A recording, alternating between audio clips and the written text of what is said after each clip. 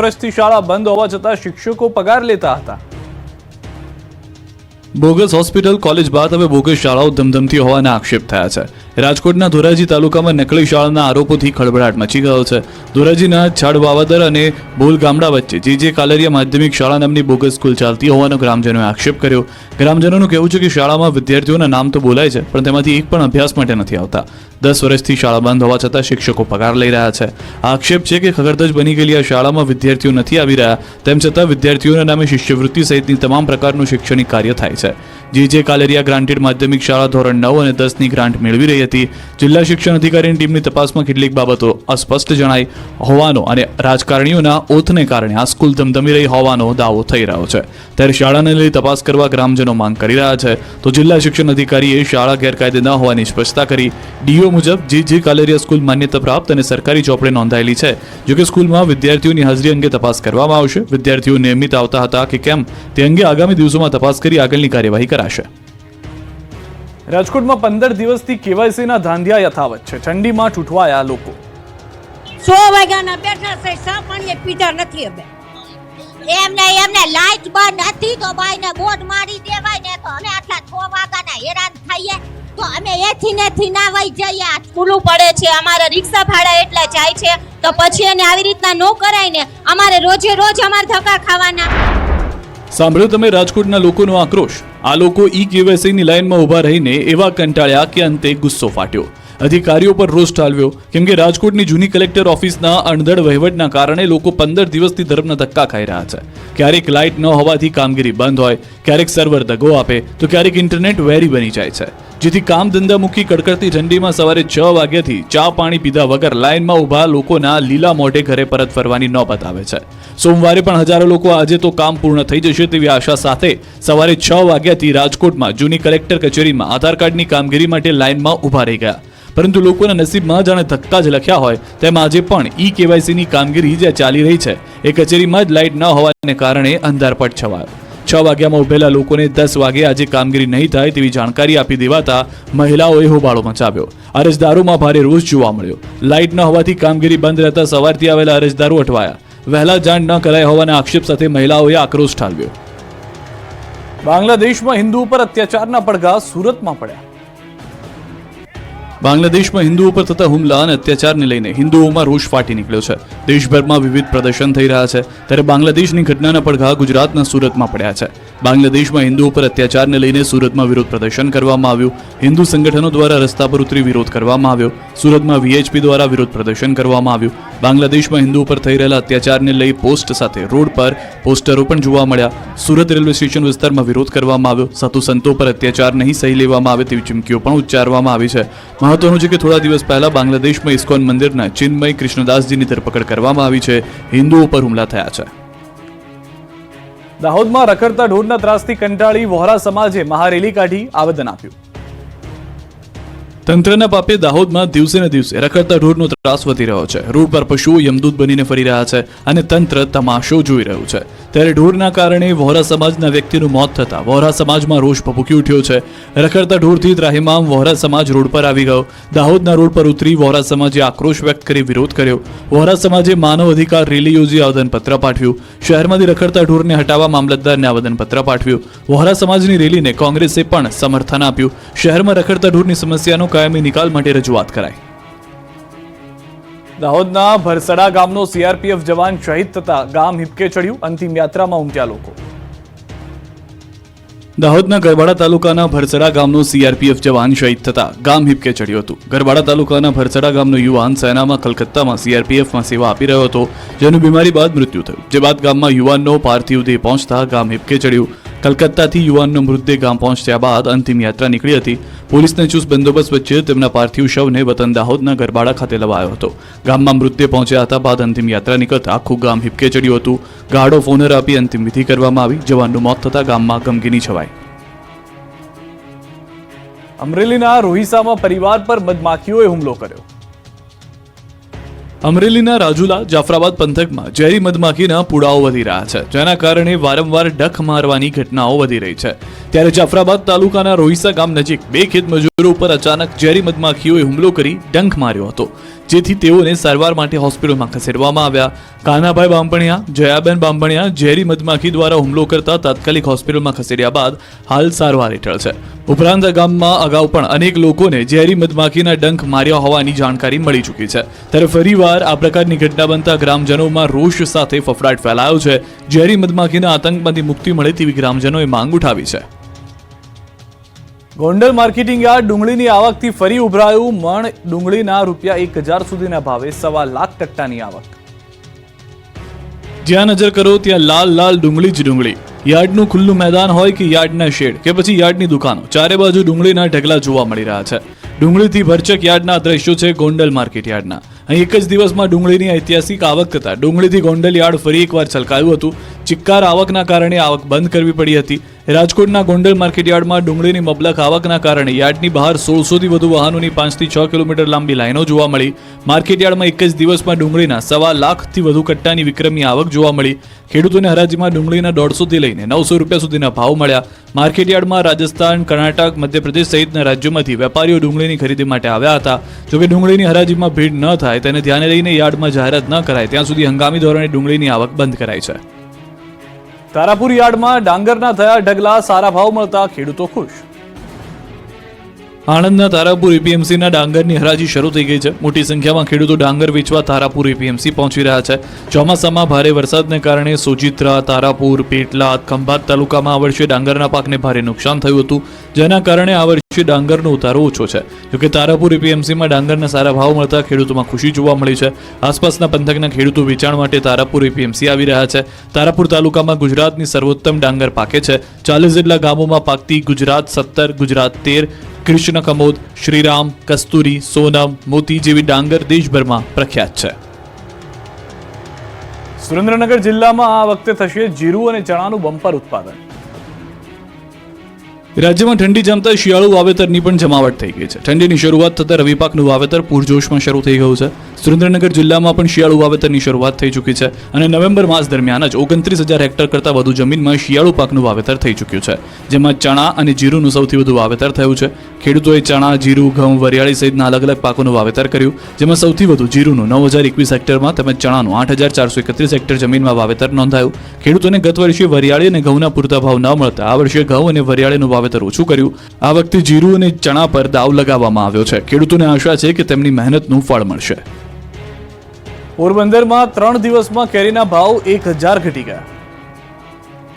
પોરબંદરના માર્કેટ યાર્ડમાં બરડા પંથકની નવી કેસર કેરીની આવક તો શરૂ થઈ ગઈ છે, પરંતુ માત્ર 3 દિવસમાં જ કેરીના ભાવમાં કિલોએ 100 રૂપિયા અને 10 કિલોના બોક્સ દીઠ 1,000 રૂપિયાનો ઘટાડો થઈ ગયો. સોમવારે બિલેશ્વર ગામના ખેડૂતને 10 કિલો કેસર કેરીના 7,510 રૂપિયા ભાવ મળ્યા. અગાઉ શુક્રવારે હનુમાનગઢના ખેડૂત દ્વારા કેરી લાવવામાં આવી હતી, જેઓને 10 કિલોના બોક્સના 8,510 રૂપિયા ભાવ ઉપજ્યા હતા.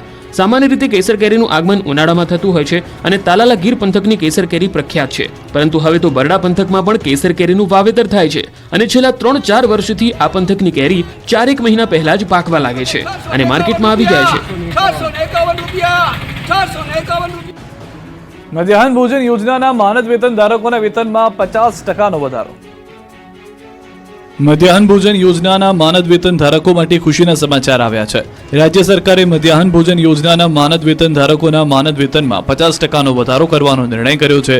પીએમ પોષણ યોજનાના માનદ વેતન ધારક સંચાલકને હવે ₹4500નું માસિક માનદ વેતન, 26 કે તેથી વધુ વિદ્યાર્થીઓ ધરાવતી શાળાના કુક કમ હેલ્પરને માસિક 3750 તથા નાની શાળા માટે વધારાના સ્ટાફ હેલ્પરને માસિક 1500 માનદ વેતન આપવામાં આવશે. સરકારી અને ગ્રાન્ટેડ પ્રાથમિક શાળાના બાલવાટિકાથી ધોરણ 8 સુધીના તમામ વિદ્યાર્થીઓને પ્રાર્થના સમયે પૌષ્ટિક અલ્પાહાર આપવા 617 કરોડનો ખર્ચ રાજ્ય સરકાર કરશે. રાજ્યની 32,000 ઉપરાંત શાળાઓના અંદાજે 41 લાખ જેટલા વિદ્યાર્થીઓને મળશે યોજનાનો લાભ. સપ્તાહ દરમિયાન સુખડી, ચણા, ચાટ મિક્સ, કઠોળ, શ્રી અન્ન મિલેટનો અલ્પાહાર અપાશે. કેલેરી પ્રોટીનયુક્ત પૌષ્ટિક અલ્પાહાર અપાશે. ઠંડી જામતા જ દક્ષિણ ગુજરાતમાં ઉંબાડિયાનો ધંધો જામ્યો. ઉંબાડિયું ઝાપટવા માટે ઉંબાડિયા સ્વાદ રસિકો. શિયાળાની ઋતુમાં લીલા શાકભાજીની ખાવાની વેરાયટીઓ બને છે, ત્યારે દક્ષિણ ગુજરાતમાં ઉંબાડિયાની સિઝન શરૂ થઈ ગઈ છે. દક્ષિણ ગુજરાતના રસ્તાઓ પર ઉંબાડિયાનો ધંધો જામ્યો છે. બારડોલીમાં શિયાળાની ફૂલ ગુલાબી ઠંડીમાં ઉંબાડિયું આરોગવા લોકો ઉમટ્યા. વલસાડનું પ્રખ્યાત ઉંબાડિયું સરદાર નગરી માટે નવું નજરાણું બનવા પામ્યું છે. સ્થાનિકો અને પ્રવાસીઓ મોટી સંખ્યામાં ઉંબાડિયાનો સ્વાદ માણવા માટે પહોંચ્યા. હાલમાં લીલા શાકભાજીમાંથી માટલામાં પાપડી, રતાળુ, શક્કરિયા, બટાકા નાખી ચટાકેદાર ઉંબાડિયું બનાવવામાં આવે છે. જોકે ગત વર્ષની સરખામણીમાં આ વર્ષે પાછોતરા વરસાદને કારણે શાકભાજી મોંઘા થતા ઉંબાડિયું ઊંચા ભાવે વેચાઈ રહ્યું છે. ચાલુ વર્ષે ઉંબાડિયું 300 રૂપિયા કિલોના ભાવે વેચાણ કરાઈ રહ્યું છે. જાન્યુઆરી સુધીમાં ગુજરાત ભાજપને મળી શકે છે નવા પ્રમુખ.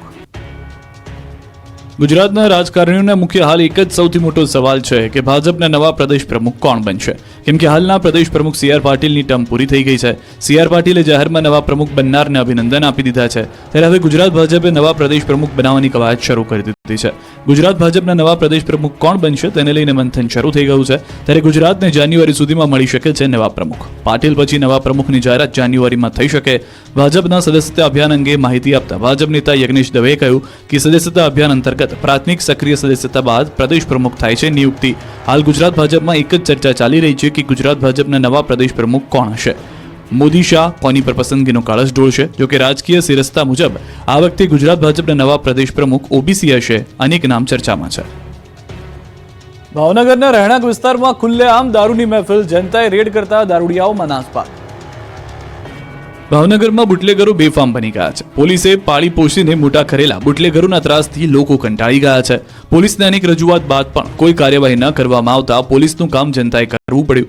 ભાવનગરના સરદારનગર વિસ્તારમાં દેશી દારૂના અડ્ડાઓ પર જનતાએ રેડ કરતા પોલીસની આબરૂના ચાકરા થયા. દેશી દારૂની હાટડીઓ પર જનતા તૂટી પડી. અહીં લોકો મોટી સંખ્યામાં પહોંચતા ખુલ્લેઆમ દારૂડિયાઓ દારૂના જામ છલકાવીને મહેફિલ માણી રહ્યા હતા. લોકોની રેડના કારણે દારૂડિયાઓ અને દારૂના અડ્ડાના માલિકોમાં નાસભાગ મચી ગઈ. દારૂડિયાઓ મોઢા છુપાવીને ભાગતા નજરે પડ્યા. સરદારનગર વિસ્તારમાં જનતા રેડમાં કોંગ્રેસના કાર્યકરો પણ સાથે રહ્યા હતા. આ રીતે ખુલ્લેઆમ દારૂની મહેફિલ ચાલતા પોલીસની કામગીરી પર સવાલ ઉઠી રહ્યા છે. કોની રહેમ નજર હેઠળ આ દેશી દારૂનું સ્ટેન્ડ ધમધમી રહ્યું હતું એ પણ એક મોટો સવાલ ઊભો થયો છે.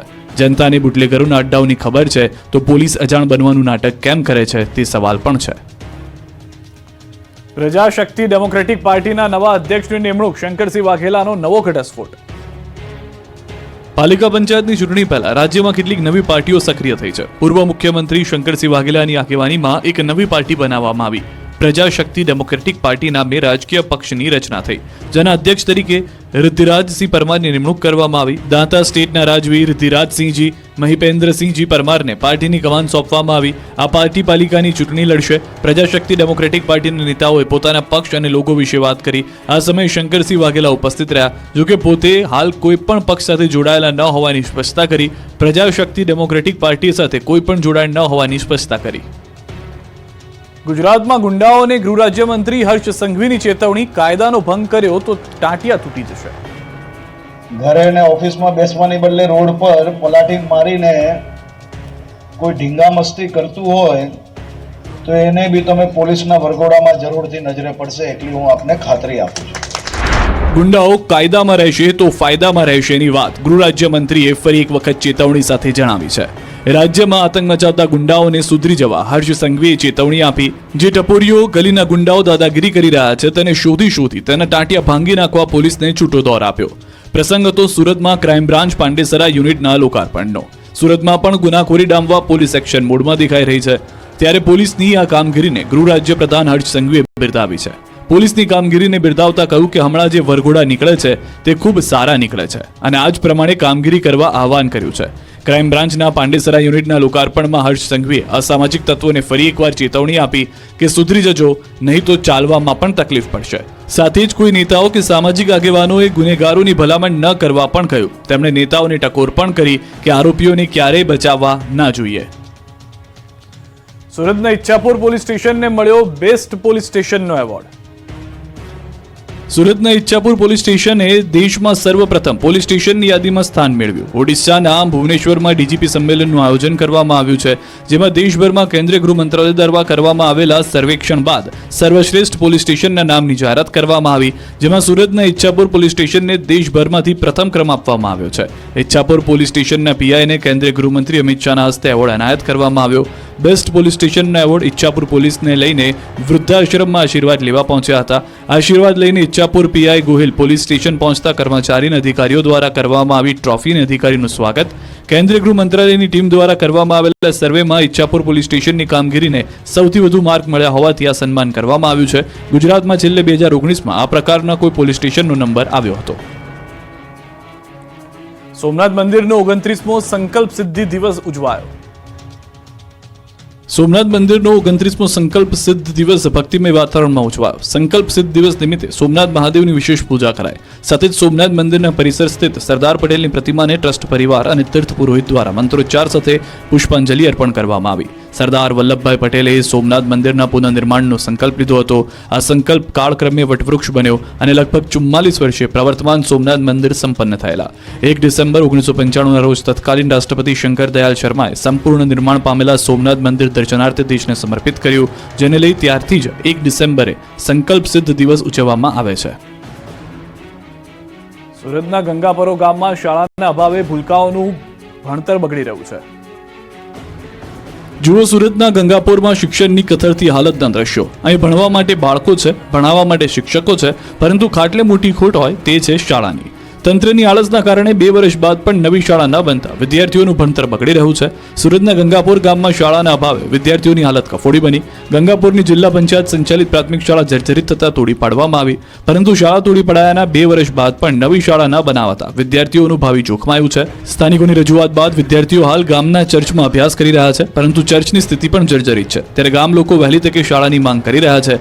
તો આ અંગે માલધા ગ્રુપ ગ્રામ પંચાયતના સરપંચનું કહેવું છે કે ઉપરથી શાળાની મંજૂરી મળી ગઈ છે, વહેલી તકે શાળાનું બાંધકામ શરૂ થઈ જશે. દાહોદમાં એરપોર્ટના મુદ્દાને લઈને વિરોધ. ગ્રામજનો એકઠા થઈ કલેક્ટર કચેરીએ પહોંચ્યા. ગામ લોકોએ કલેક્ટરને આવેદનપત્ર આપ્યું. એરપોર્ટ બનાવવા જમીન આપવાને લઈને વિરોધ. એરપોર્ટ માટે જમીન ન આપવાને લઈને આવેદનપત્ર આપ્યું. તો સુરતમાં હીરા ઉદ્યોગમાં આર્થિક મંદીના કારણે રત્ન કલાકાર વાહન ચોરીના રવાડે ચડ્યો હતો. સુરત ક્રાઇમ બ્રાન્ચે રત્ન કલાકાર વિજય જીવરાજજી સોરઠિયાની ધરપકડ કરી. આરોપી રત્ન કલાકારની દિવાળી ટાણે હીરા ઉદ્યોગમાં મંદી થવાતા નોકરી છૂટી ગઈ હતી, જેથી કામની શોધમાં ભટકતા વિજયે બાઇક ચોરી કરી હતી. આરોપીને વરાછામાંથી ચોરેલી 25,000ની કિંમતની બાઇક સાથે પોલીસે ઝડપી વધુ કાર્યવાહી હાથ ધરી છે.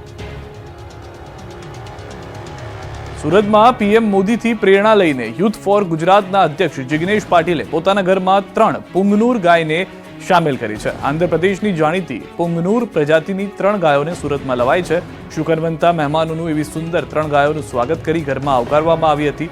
જિગ્નેશ પાટીલે કહ્યું કે ઘરમાં ડોગના બદલે પુંગનુર ગાય રાખવાથી મનને શાંતિ મળે છે.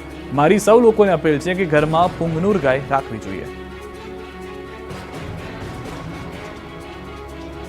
બીઝેડ ગ્રુપ પર સીઆઈડી ક્રાઇમના દરોડા બાદ બીઝેડના સીએનું નિવેદન. ઋષિત મહેતાએ મીડિયા સમક્ષ પોતાનું નિવેદન આપ્યું.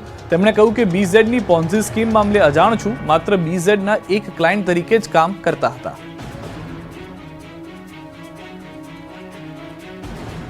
અમદાવાદવાસીઓ રફતારના રાક્ષસોથી બચીને રહેજો. ફરી એકવાર નશામાં ધૂત નબીરો કાર લઈને 2 યુવાનો માટે યમદૂત બન્યો છે.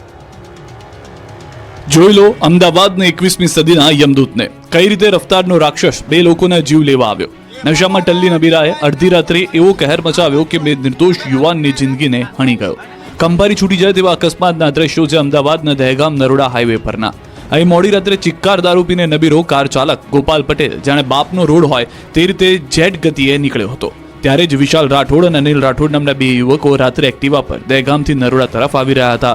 ત્યારે નરોડાથી દહેગામ તરફ જતી એક ક્રેટા કાર રિક્ષાની સાઈડ કાપવા જતા ડિવાઈડર સાથે અથડાઈ હતી. કાર એટલી સ્પીડમાં હતી કે ડિવાઈડર કૂદીને સીધી એક્ટિવા સાથે અથડાઈ અને રોડની સાઈડમાં ઉતરી ગઈ. બનાવમાં એક્ટિવા સવાર વિશાલ અને અનિલ કારની નીચે દબાઈ જતા બંનેના ઘટના સ્થળે જ કમકમાટી ભર્યા મોત થયા. અડધી રાત્રે રોડ પર જાણે આતંકી ઘૂસી આવ્યો હોય તે રીતે રોડ મોતની ચિચિયારીઓથી ગુંજી ઉઠતા આસપાસના લોકો આવી પહોંચ્યા હતા. આસપાસના લોકોએ ક્રેટા ગાડીના ડ્રાઈવર ગોપાલ પટેલને ગાડીમાંથી બહાર કાઢીને માર માર્યો. કાર ચાલક એટલો નશામાં હતો કે માંડ બેસી શકતો હતો, લથડિયા મારતો હતો, માંડ બોલી શકતો હતો અને લોકો સામે નશો કર્યો હોવાની બિંદાસ કબૂલાત કરતો હતો. બાદમાં પોલીસને બોલાવી રોડ પર કહેર મચાવનારની ધરપકડ કરી છે. રફતારના રાજા ગોપાલ પટેલ નવા નરોડામાં ભવ્ય બંગલોમાં રહે છે. હરિદર્શન 4 રસ્તા પાસે ગેલેક્સી બંગલોઝમાં વૈભવી લાઇફસ્ટાઇલ સાથે જીવન પસાર કરે છે. યમદૂત બનેલા આરોપીને કારનો શોખ છે. તેમની પાસે થાર સહિતના લાખો રૂપિયાની કિંમતી ગાડીઓનો ખજાનો છે. આ અંગે આરોપીના પરિવારજનોએ કંઈ પણ કહેવાનો ઇનકાર કર્યો. બીજી તરફ આરોપીની અન્ય થાર કાર પોલીસે કબજે કરી છે. બીઝેડ ગ્રુપના ફુલેકા બાદ પાલનપુરની ઠગબાજ મલ્ટી ગ્રુપનું ઉઠામણું. ધાંગધ્રાના મેથાણ ગામના 100 લોકો છેતરાયા. બીઝેડ ગ્રુપે 6,000 કરોડ રૂપિયાની છેતરપિંડી કરી એકના ડબલની સ્કીમમાં અનેક લોકો સાથે છેતરપિંડી કરી, જેની તપાસ હજુ ચાલી રહી છે. ત્યારે ઉત્તર ગુજરાતથી બીજા મહાઠગ કંપની પકડાઈ છે. બનાસકાંઠાની પ્રસિદ્ધિ મલ્ટી ગ્રુપે પણ એકના ડબલની સ્કીમ આપી હજારો લોકોને બાટલીમાં ઉતાર્યાનું સામે આવતા ખળભળાટ મચી ગયો. બીઝેડ ગ્રુપનું કૌભાંડ સામે આવ્યા બાદ પાલનપુરની પ્રસિદ્ધિ મલ્ટી ગ્રુપને તાળા લાગી જતા રોકાણકારોને રાતા પાણી રડવાનો વારો આવ્યો. કંપનીનું ઉઠામણું થતા આ કંપનીમાં રોકેલા લોકો બહાર આવ્યા હતા અને હવે છેતરપિંડી થયાનું ભાન થયું હતું. વડગામના મજાદર ગામના વ્યક્તિએ કંપની બનાવી હતી. કંપનીમાં અનેક લોકોએ રોકાણ કર્યાની ચર્ચા છે. લોકોના રૂપિયા ઓફિસો બનાવી હોવાની પણ ચર્ચા છે. પાલનપુર, મહેસાણા, ધાંગધ્રા જેવા વિસ્તારોમાં બ્રાન્ચ ખોલી લોકોને છેતરતા હતા. પ્રોપરાઇટર રમણ નાઈ તેની પત્ની સાથે અત્યારે ફરાર છે. પ્રસિદ્ધિ નિર્માણના તાર સુરેન્દ્રનગર સુધી ફેલાયેલ હોવાનું સામે આવ્યું છે. આ લાલચમાં ધાંગધ્રાના મેથણ ગામના 100 લોકો આવી ગયાનું પણ સામે આવ્યું છે. આ અંગેની લોકોએ ધાંગધ્રા તાલુકા પોલીસ મથકે ફરિયાદ કરી છે. વધુ વ્યાજ આપવાની લાલચે પૈસા પડાવી કંપની બંધ કરી રફુ ચક્કર થઈ ગયા. 36,000 સામે 49,500 આપવાની લાલચ આપી હતી. મેથાણ ગામમાંથી જ અંદાજે રૂપિયા 1 કરોડથી વધુ રકમની છેતરપિંડી કૌભાંડ બહાર આવતા ચકચાર મચી ગઈ છે. અંદાજે 100 થી વધુ મહિલાઓએ વર્ષ 2017 થી 2018માં એટલે કે 6 થી 7 પહેલા ગામમાં જ રહેતા મહિલા એજન્ટ ઇન્દુબેન સહિતનાઓનું કહેવાથી અને લોભામણી લાલચ આપી અમદાવાદની પ્રસિદ્ધિ નિર્માણ ગ્રુપની કોઓપરેટિવ સોસાયટીમાં રોકાણ કર્યું હતું. 72,000ની સામે 98,000 આપવાની લાલચ આપી હતી. પરંતુ મુદત પૂરી થતા મહિલાઓએ એજન્ટ મહિલા દીઠ રૂપિયા 98,000ની ઉઘરાણી કરતા એજન્ટ દ્વારા રૂપિયા આપવામાં ગલ્લા તલ્લા કરાયા અને એનકેન પ્રકારે બહાના બતાવાયા હતા. કરોડો રૂપિયાનું કરી જનાર ભૂપેન્દ્ર ઝાલા અને તેના એજન્ટોના વૈભવી ઠાઠનો પર્દાફાશ. ફોન કવર સોનાના રાખતા. અરવલ્લીમાં બીઝેડ ગ્રુપના નામે અનેક લોકોને ઠગનાર શ્રી 420 ભૂપેન્દ્રસિંહ ઝાલાની વૈભવી લાઇફસ્ટાઇલના એક બાદ એક પુરાવાઓ સામે આવી રહ્યા છે. લોકોના પૈસા અયાશી કરતો હતો કૌભાંડી ભૂપેન્દ્રસિંહ. 6,000 કરોડનું કરનાર ભૂપેન્દ્રએ લોકોના પૈસે કરોડો રૂપિયા બનાવી લીધા હતા, મિલકતો ખરીદી હતી. ત્યારે મોડાસાના સજાપુર ગામમાં 2 હેક્ટર જમીન પણ ખરીદી હોવાનું જાણવા મળ્યું. 2023માં ભૂપેન્દ્ર ઝાલાએ કરોડો રૂપિયામાં 10 વીઘા જમીન ખરીદી હતી. છેલ્લા 1 વર્ષથી રોકાણકારોના રૂપિયાથી જમીનો ખરીદતો હતો. એટલું જ નહીં, બીઝેડ ગ્રુપનો સર્વે સર્વા મોંઘી કારનો તો શોખીન હતો, સાથે સાથે મોબાઈલનો પણ શોખીન હતો. ભૂપેન્દ્રસિંહ ઝાલા ફોન રાખવા માટે સોનાના કવર વાપરતો. કેટલીક તસવીર સોશિયલ મીડિયા પર વાયરલ થઈ છે, જેમાં સ્પષ્ટ જોઈ શકાય છે કે લાખો રૂપિયાના એ કવર સોના જેવા દેખાયા છે. આ કવરમાં બીઝેડ લખેલું છે. ભૂપેન્દ્રસિંહ ફોન કરતા કવર મોંઘા વાપરતો હોવાનો રોફ જમાવતો હોવાનો દાવો કરાઈ રહ્યો છે. ભૂપેન્દ્ર જ નહીં, તેના એજન્ટો અને બીઝેડ ગ્રુપના ઓફિસ બોય પણ જનતાના પૈસાથી લીલા રેર કરતા તેને પણ રૂપિયાનો નશો ચડી ગયો હતો, જેનો આ પુરાવો છે. જુઓ, ઓફિસ બોય કારના ડેશબોર્ડ ઉપર રૂપિયાની પથારી કરી કાર ચલાવી રહ્યો છે. રૂપિયાના છૂટા બંડલ જાહેર રોડ પર મૂકી કાર હંકારવાનો શોખ ધરાવતો હતો. ઓફિસ બોયની આવી અનેક રીલ્સ સોશિયલ મીડિયામાં વાયરલ થઈ છે. બીજી તરફ કૌભાંડ બાદ અન્ય પેઢીના સંચાલકો પણ ગાયબ થઈ ગયા છે. અન્ય પેઢીઓના પણ શટર પડી ગયા છે. બીઝેડ ગ્રુપ પર કાર્યવાહી બાદ પેઢીઓને તાળા લાગ્યા. એઆર ગ્રુપની પેઢીઓ સતત 7મા દિવસે બંધ હાલતમાં જોવા મળી. હિંમતનગર, તલોદ અને મોડાસા સહિતના શહેરોમાં આવી અન્ય પેઢીઓને તાળા લાગ્યા. અજય અને રાજુ નામના સંચાલકો ચલાવતા હતા એઆર ગ્રુપ. ભૂપેન્દ્ર ઝાલા સાથે રહી બીઝેડ ગ્રુપમાંથી છૂટા પડી નવી પેઢી ખોલવામાં આવી હતી. એઆર ગ્રુપમાં 250 થી 300 કરોડ રૂપિયાના રોકાણ હોવાની સંભાવના છે. હિંમતનગરમાં સહકારી જીન વિસ્તારમાં આવેલી ઓફિસને તાળા લાગ્યા છે. તો જાલોદ તાલુકાનો શિક્ષક બીઝેડ ગ્રુપમાં એજન્ટ હોવાનું સામે આવતા ચકચાર મચી. જાલોદ તાલુકાના બોનીબેન એમ શેઠ કન્યા શાળાના શિક્ષક કલ્પેશ ખાંટ હતો એજન્ટ. મુખ્ય વિષય ગણિતમાં 6 થી 8 ધોરણ